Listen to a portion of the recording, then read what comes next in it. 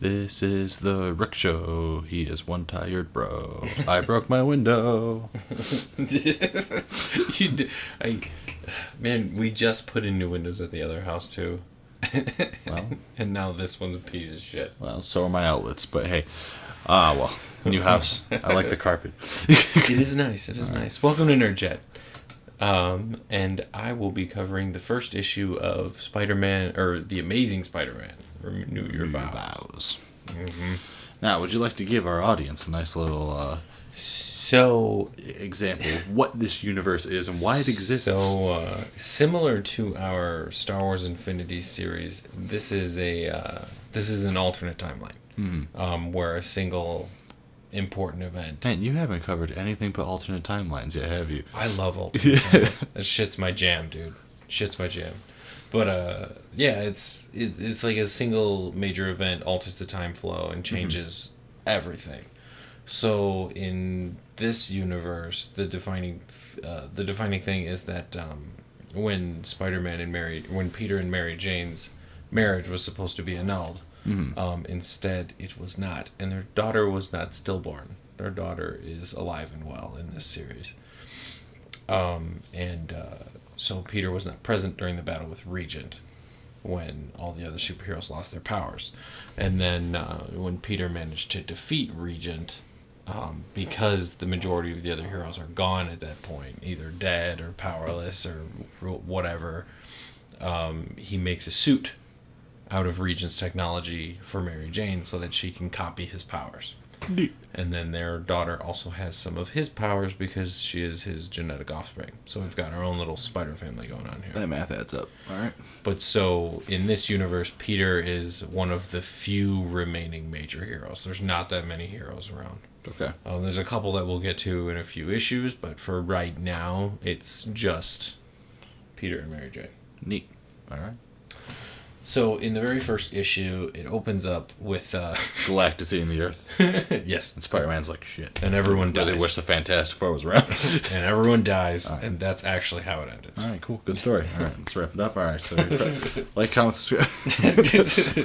So it opens up, and we've got Spider-Man fighting the Scorpion. Okay. And so he's like dodging, and Scorpion's like getting mad, and he's swinging his tail. He's like knocking shit over, and Spider-Man's just like in his little thought bubbles. It's like milk, laundry detergent, eggs, stuff like that. He's like, there's something else that I forgot. Juice boxes. That's what it is. Why don't I ever make a list? He's just arguing with himself about his laundry, and his little earpiece rings, and it's Mary Jane, and she's like, "Hey, do you got a second?" He's like, "No, I'm not busy." Well, I mean, I'm kind of busy. I'm fighting the Scorpion. What's up? And she's like, "Are you sure you're not like busy?" He's like, "No, we're fine." And It's just Gargan. It's whatever. and Mary Jane's like, "Okay, well, we have a code green," and Spider-Man's like. And he like webs Garkin up like immediately, puts him down, and he's done. And then he just takes off, and Scorpion's just like, like shocked. He's like, "I thought we were fighting. Where did you go?" And we get Spider-Man like swinging past buildings in the area, and we get a view of a young boy and his secretary. Now, this young boy is Normie Osborn. Okay. So he is Harry Osborn's son. All right. They don't say that in the first issue, but the hairstyle, everything, it gives Pretty it clear away. who it is. They All right. they don't call him Normie until like the third one, but it's Normie Osborn. Okay. And he's talking about how he bought the Regent facility and the Regent technology, how his company owns it, and he's like trying to get all the stuff out of the rubble and things like that. And so we get a little tidbits of that as he's talking about the Regent facility and people working on the project. But it goes back to Peter. He's like sneaking in the window, and he's going in with Mary Jane, and he's like, "So code green, how long is Shane's?" Like, "Oh, BD for the turtle." But my kindergarten class had a turtle named Speedy. It's the best turtle name It's just ever. natural. Mock them for their slow, heavy shells. So they like turn the light off, and they're getting all heavy and hot and bothered and things like that, and Peter's like starting to pull his mask off, and And MJ's like, oh yeah. But then they click the light on because they hear a scream. And they go like booking down the hallways and they find Annie in her room, like hanging from the ceiling. She's just like got webs everywhere. And she's just like, sorry.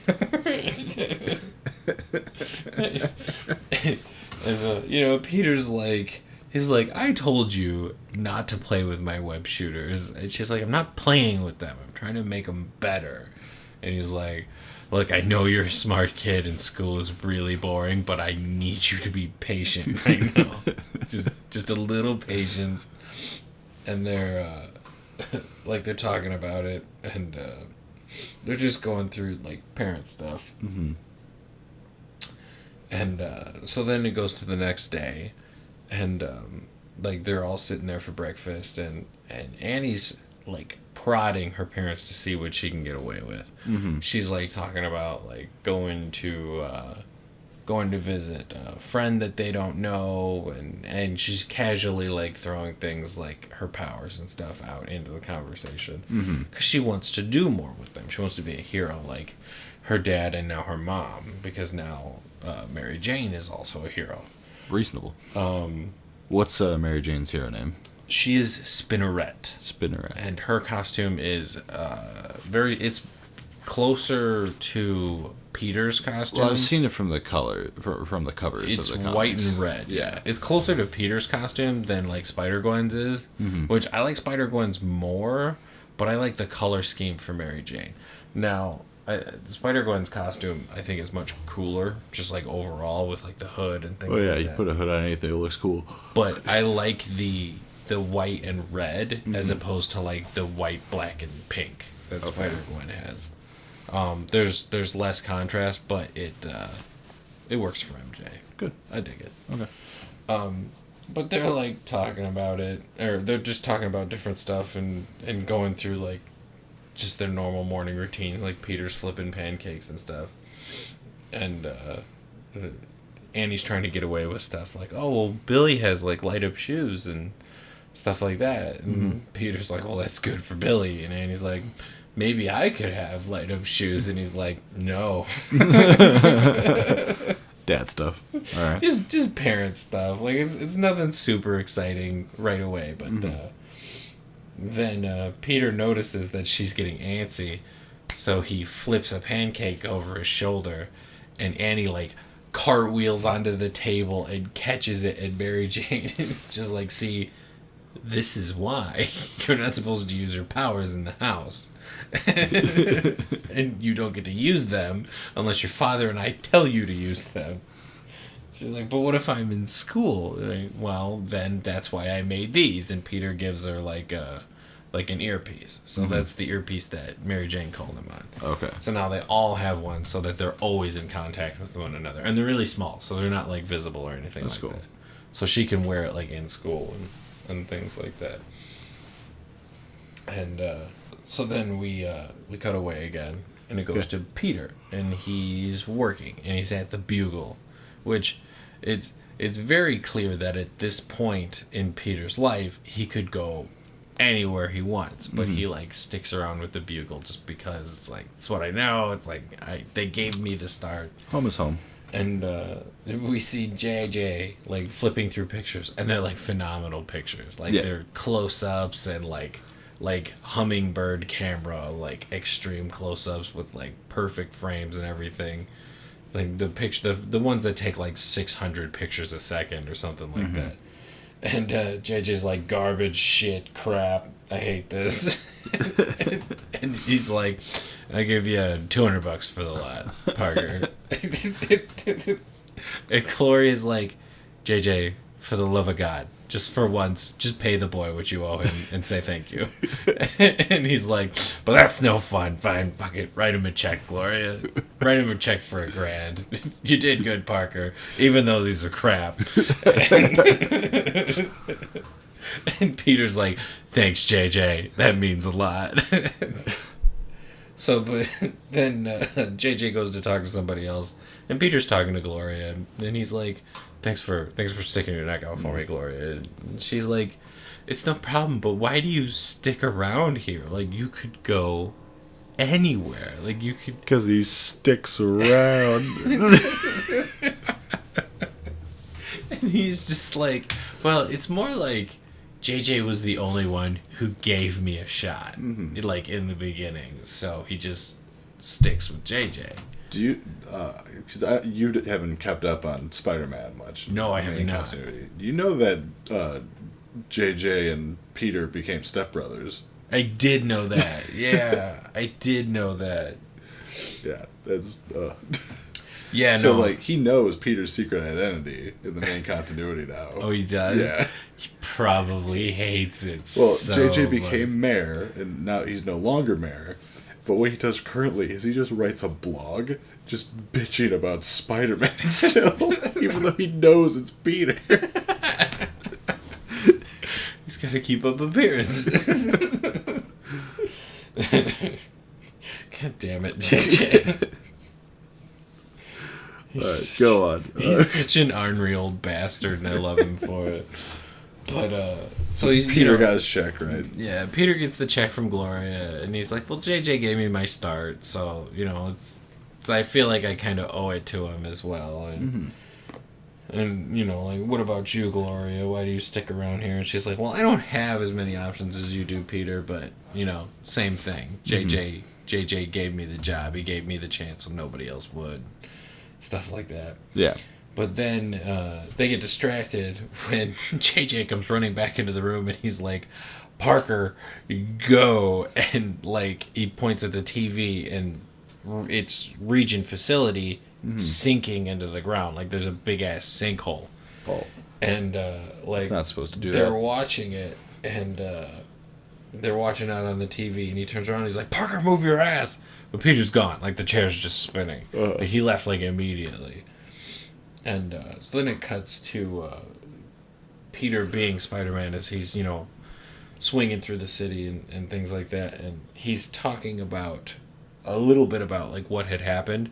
But then he starts to go on, like, well, I realized that my usual techniques were garbage. Like, he was using just a camera, like, stuck to the wall and stuff like that.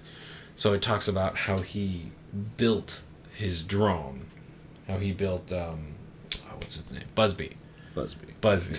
And so, it's just this high-tech ass drone that just flies around Spider-Man and takes pictures of him. Which, I don't know how nobody has figured out that that's where those pictures are coming from. But, we're just going to gloss over that. I mean, you'd think a pretty well experienced investigative journalist probably would have caught on after all these years. But, yeah. So that's that. Well, Peter has kind of covered himself up with that because it could very well be, believe that the drone is just Peter's and not exactly Spider-Man's. Yeah, because everyone knows that Spider-Man is, his pictures are taken by Peter. True, but, I mean, he, avoids pictures from anybody else. So. Yeah, but it's that's kind of how he's got away with it through the years. Because it's always like, you take Spider-Man's pictures, you must know where he is. And I talked to the guy. Yeah, I get. So, it's pretty true. well known that, there's, a deal between the two. Yeah. Of some sort. So, that might be how he gets just away with it. No one questions it. Because it'd be like, Puny Parker is not Spider-Man. It's the same way that no one thinks that Clark Kent is Superman. Well, I feel like it's different for Clark, but that's a discussion for another day. Yeah, but it's there's no way that guy is a superhero kind of a deal. So. Yeah, no, I get it. But still, do you see Spider-Man? He's got a drone flying around him now. It's hard to keep an eye on him swinging through the city. He's fast. But Peter's, swinging, and he's like, man, I wonder what the hell's... Why there's suddenly a sinkhole underneath the Region facility. Mm-hmm. And he gets there, and a fucking T-Rex starts to climb out of the ground, and he's like, that's not what I expected. I was not ready for today. I wasn't ready for that. So he's swinging around, and he's wrapping the T-Rex's hands in web, and he's sticking them to his face and shit like that. And he's like, well, this web can hold a truck up in the air. And then the T-Rex just opens its mouth and snaps the webs. He's like, well, I mean, not like a truck, but so. But he's like distracted because he's fighting the T-Rex, and then his spider sense goes off, and he's like, "Now what?" And he turns around, and there's like 100 moloids, like the little goblin dudes that follow fucking Mole Man, and he's like, "No," but they just pile on and like bury Spider-Man. Great. And like the screen or like the picture just starts to go black, and he's like, "This is it." Like. He's like, my spider sense is tingling. What is... I'm being tapped. And so he can feel Mary Jane when Mary Jane is nearby. And she swings down and just, like, kicks the absolute shit out of the pile of moloids. And, like, Peter stands up and he's, like, flinging moloids over his head. And he's just like, "Hi, honey." So, and like, it's really obvious that they're a couple. Yeah. Like, the way they talk to each other and everything. And, like, there's something in the next one that I'll show you. It's, like, really obvious that Spider-Man and Spinneret have been together for a while, but nobody quite knows, like, who they are. Which, with Spinneret is just Mary Jane, like, with a fucking... the domino mask. It just happens to be, like, spider textured instead. I'm like... How do people get away with that mask? Dude, I went to C2E2. No, it was Heroes and Villains Fan Fest. And there was a dude who was dressed up as Green Arrow the day before, like, perfect Green Arrow costume from the CW. Like, down to a T. And the next day, I saw him without the mask. I was like, hey, that's the dude who was Green Arrow yesterday. Man, that's a really shitty costume. Yeah.